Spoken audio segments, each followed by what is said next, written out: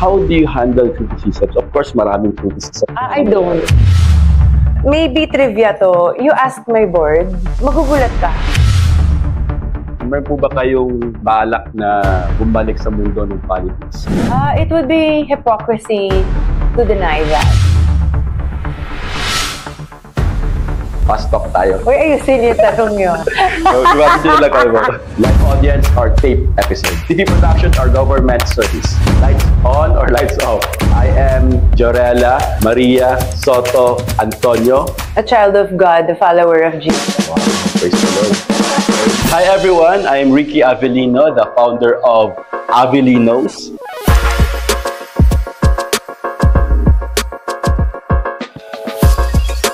Yan. So, ngayon, kaya nandito dahil meron tayong very special na interviewin dito sa ating Avellinos podcast.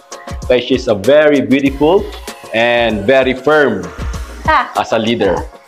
Yan. Walang iba kundi ating MTRCB chairperson, Ma'am Lala Soto. Thank you. Thank you so much for having me. Yeah. Sang-ayon ako sa mga sinabi mo sa intro mo yung very firm. Yeah. Yes, kailangan firm pagka gumagawa ng decision. It's very important sa trait ng isang leader. Yes. And first of all, ma'am, it is our pleasure. Actually, it's my pleasure na nandito kayo ngayon, na nagbigay ng time dito sa Avellinos and of course sa Dagupan City. Thank you so much po. Salamat. Okay, tayo na po mag-start. Ready na po kayo sa ating mga questions? Of course. Ano po ang typical day ng isang MTRCB chairperson, Ma'am Lala Soto? Okay, so I wake up early. That's usually 6 a.m. Hindi na ako nag-a-alarm, may body clock na ako na 6 a.m. First thing I do is pray, go to the bathroom, do whatever I need to do, and then prepare my own coffee. But I attend to my son first and his needs. I see him off to school. And then I spend a lot of time in prayer. That's about 30 to 45 minutes, sometimes may 1 hour. And then I get ready for my workout and then I go to work. And then hanggang gabi na yun, I'll just be at the MTRCB office, or if there are meetings outside, that's all within the day. I make sure I'm home before dinner so that I'm able to prepare dinner for my husband, my son, and then when my daughter's around, my daughter, or dinner with my family. Ganun. After work, you are the one preparing for dinner. Yes. Nagagampanan pa rin ang pagiging kailangan. mom and wife. Yeah. Ano po bang mission ng MTRCB? Actually, mahalaga yung mission ng MTRCB. We are really here to ensure that every Filipino family member would have a safe and comfortable viewing experience. We are also here to ensure that every Filipino child is protected from any content that may be bothersome or may cause disturbance to their minds. So, pinoproteksyahan natin ang bawat pamilyang Pilipino, lalong-lalo na yung kabataan, sa mga bagay na hindi nila dapat nakikita pa, because we know that it may affect them in the long run and how they live their lives. What you see affects your mind. So, and your mind will always affect how you live. Yeah, that's very true. Kanina napag-usapan namin nila Direk NBM na talagang napaka-importante yung mga nakikita ng mga bata. Talagang kailangan natin i-guide and i-restrict them. Hirap pa naman ngayon na marami silang exposure to content na walang control ang parents, wala rin control ang MTRCB because we have a very limited jurisdiction. So, that's why we're actually here in Pangasinan.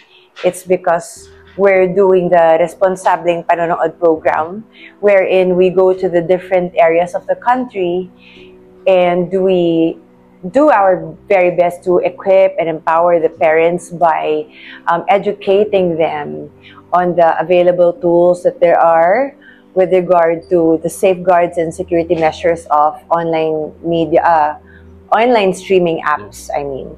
Very open information yan, di ba? Yes, including user-generated content platforms. So, yun talaga yung pinag-uusapan sa Responsableng Panonood program, apart from the rating classification of the MTRC. How do you want to be remembered as a MTRCB chair? I want to be remembered as a chairman who cares or cared so deeply for the Filipino children, and someone who fought for their rights to be protected, not only for the Filipino children, but for every member of the Filipino family. And someone who was very firm in her decision to protect each Filipino family. Personally, I salute you, ma'am, sa naging stand nyo dun sa local movie ng Dear Satan. So I really salute you kasi me, I defend and I want to defend my faith, and of course very strong din ang ko dyan. Ano po sa tingin nyo, if that continues, yung movie na yon, if that continues, sa tingin nyo ano magiging effect or what will happen? First of all, I commend my board kasi sila ang nagre-review ha. Let me just give everybody a background for those who don't know. The chairman does not review the movies that are submitted. It is the board. So bawat movie or television program na sinusumite sa MTRCB ay rine-review ng review committee comprised of 3 board members sa una. No? So that's the first review. After the first review, there is a second review available to the producers or the directors who are not satisfied with a first rating classification that has been given by the first review committee. So what happened there was yung first review already gave it an X rating, and then the second review comprised of 5 different board members who weren't members of the previous review committee also gave it an X. So as chairman, I respect and I have so much confidence, trust and confidence in my board that they know exactly what they're doing. Kasi my board, I'm really proud of them. They come from different walks of life. We have lawyers, we have a lot of media practitioners, we have movie directors, television program directors, we have actors, singers, may producers, television executives, we have a child psychologist, we have an elementary school teacher, we have businessmen, actors. So, various walks of life yan. Iba-iba yung background nila, different perspectives. How can you not trust when you know how hard they work? Yes, no? yes. So, also, in the Presidential Decree of 1986, which is the MTRCB Charter, yan yung aming batas na sinusunod. The chairman of the board cannot overturn, nor overrule, nor change the decision of the board. But I totally agree and approved of that decision of my board. And I agree na yun ay tama lamang. Yes. Because may mga batas tayo na sinusunod. And let me name one. That is the Article 201 of the Revised Penal Code. I hope I remembered it correctly. But doon nakasaad na you cannot offend religious groups or the faith of any religion. Anyone can just sue the MTRCB for allowing such. And the film was found to be violative or to be in violation of the Presidential Decree of 1986, which is yung sinusunod naming batas. Kasi dyan, may mga guidelines na sinusunod. So, meron kaming parameters for X. Hindi naman yan dahil lang, ay, tingin namin masama to, may devil X na. No, they're not that shallow. Hindi ganun yung Siyempre, may guidelines yan. So, may sinusunod kaming framework, may elements, may mga batas na, meron kaming batas na pinangahawakan at may limitasyon ang lahat ng bagay. So, another important point there is, I as chairman of the MTRCB am trying my very best, together with the board, to balance that freedom of expression and creation with the fundamental rights of individuals. So, it's always a balance. And sa palagay ko, to answer the question, if pinayagan namin yung movie, mako-compromise yung beliefs ng aming board members na pinaliliwalaan nila ay hindi ito nararapat because distorted yung teachings ng Catholic and Christian faith doon. Distorted yung tinuturo sa ating mga eskwelahan, ng ating mga magulang, sa ating mga pamilya, sa ating simbahan, masyadong distorted and masyadong offensive. Yeah. So, it may affect also children who will be watching the movie and they would believe, oh, ayoko na sabihin. Actually, if you ask me, I'm in favor sa decision ng board. So, Thank you. Yeah. Thank you. So that's thank you for that very big decision. Yeah, that's what I always tell my board. Hindi ka pwedeng part ng board ng MTRCB kung hindi ka firm. Yeah. You have to understand na pag pinasok mo yan, as appointed by the president, you will make tough decisions. And it is inevitable. Yeah. So, how do you handle criticisms? Of course, maraming criticisms. I don't. You just ignore. I just don't. Ba't mo naman i-handle yun? Everyone's entitled to their own opinion. They can say whatever they want. Opinion nila yun. Yeah, tama naman. It doesn't mean that it's factual. So, sometimes, dagdag lang sakit sa ulo pag if you will, di ba? Sa dami ng trabaho ng MTRCB, wala na kaming oras para pansinin po yung mga criticisms. But, it's a good advice then. Just to let you know, maybe trivia to, you asked my board, magugulat ka. Kasi, mas gusto ko pa nga yung kinikriticize ako kaysa sa pinupuri. Sa totoo lang. Even if you ask them. I always ask for the negative point of view.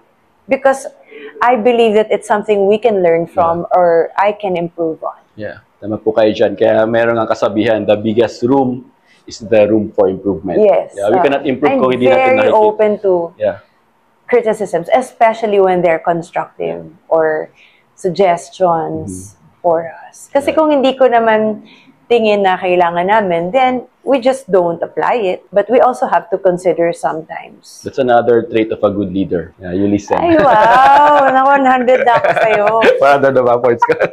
Okay. Ito naman, ma'am. Sa inyong napakalawak na experience din, ano po yung pinaka-difficult na naranasan nyo na problem? Sabihin natin dito sa MTRCB. And paano nyo po ito nasolusyonan? It's really tough, no? With regard to materials, movies, television programs, di kami nahihirapan dyan. Sa totoo lang. Mas mahirap yung internal. Kapag may problems internally sa office. I agree. Yung ganun. Kasi these are people whom you know, you have learned to love, pero pag mali, mali. Actually, yung mga mas actually, mahirap yan ang pinakamahirap din sa leader. Di ba? Kasi you think of this person, kung ano yung maramdaman niya, or diba? Tapos, di ba, yung relationship. Oo, may relationship na rin kayo. Very, ano. May part na awa ka rin. Kaya minsan sa family, minsan mas mabilis mag-away dahil you value each other eh. Yes. Kaya konting concern ka, minsan nagkakaroon ng conflict. For me, mas mahirap yun.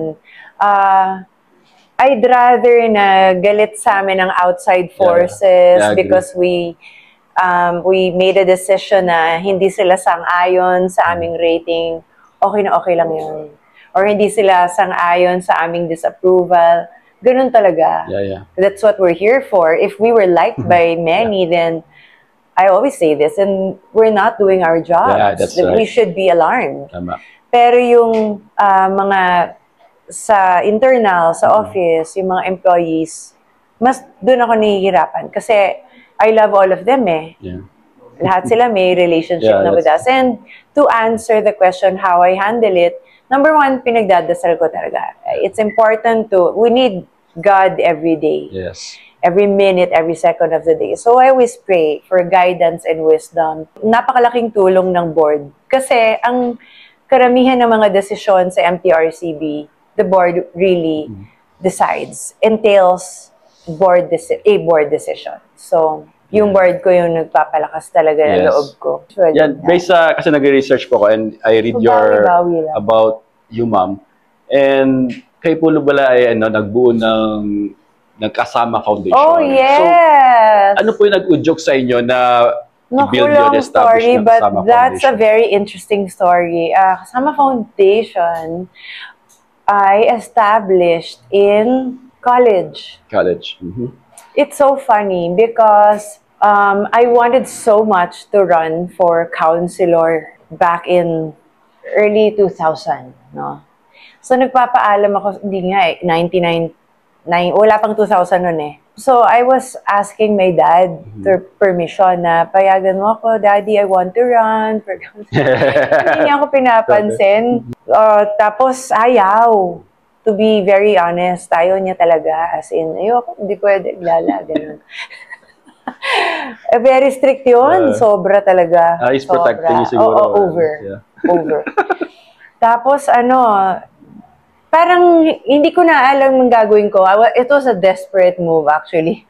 So, I sought the help of my professors in the College of St. Benilde. Sabi ko sa professors ko, Sir, can you help me? Because my dad doesn't want me to run and I really want to run already. Kasi alam ko, gagraduate na ako parang in a year or two. O sabi nila, we'll help you. So they were the ones who helped me build that foundation. And then tuloy-tuloy na. And currently we have, the last I heard was over 10,000 members of Kasama Foundation. So I was in college, we would go around different provinces, different cities, Papa-Christmas party kami sa mga bata, alam mo yung hinuhulugan ng coin na, ano yung tawag doon? Insert coin. Singing yung videoke. Machine. Ayun, videoke pala. Yeah. Videoke. Yan, may contest ko. Sino yung highest score? Ganun lang kasimple. Yeah. I just felt so fulfilled. Talagang passion niyo talaga sa mga bata. And, yes, tumulong sa kanila, bigyan sila ng saya, ganun. Yan, napipicture out ko yung nangyari. Yung ginagawa niyo medical before. Missions, meron kami. Masaya na nakakapagod. Masaya kinakapalan ko yung mukha ko. Hinihingan ko ng mga gamit yung mga kakilala ng daddy ko. Para donation. Oo. Yung donate ng gamot. At least imagine kayo nag-start and then ngayon 10,000, more than 10,000 I believe. Yes. Praise God, yeah. Are you still active sa Kasama Foundation?